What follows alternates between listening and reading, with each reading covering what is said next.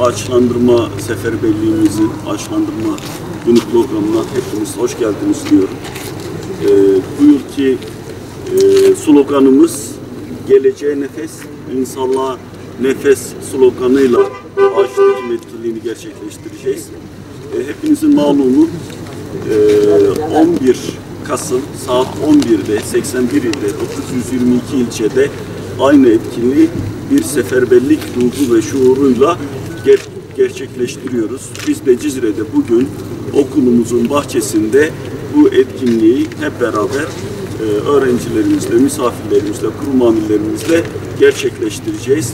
Peygamber Efendimiz Aleyhisselatü Vesselam'ın şu sözü bizim rehberimiz: son nefesinizi verirseniz bile, kıyametin kopacağını bilseniz bile ağaç dikmekten vazgeçmeyin.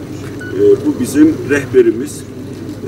Çevremiz bizim yuvamız. Sadece insanların değil, milyonlarca hayvanın da yuvası.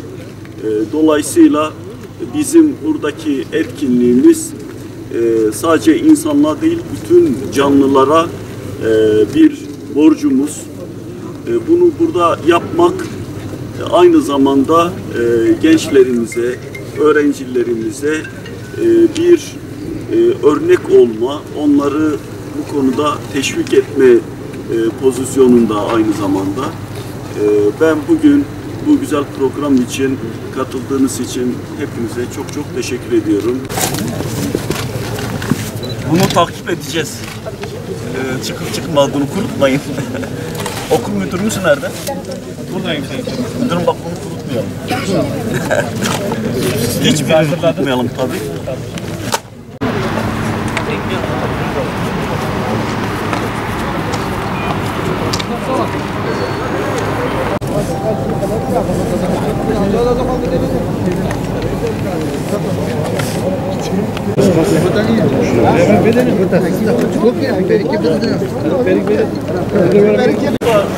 Ben onu dedim ki ilk olanı dedim vermedi.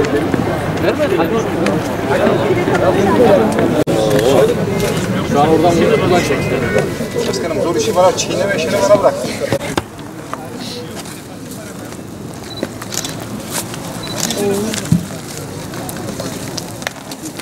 Olmaya gerek kalmadı. Efendim müsaade edin.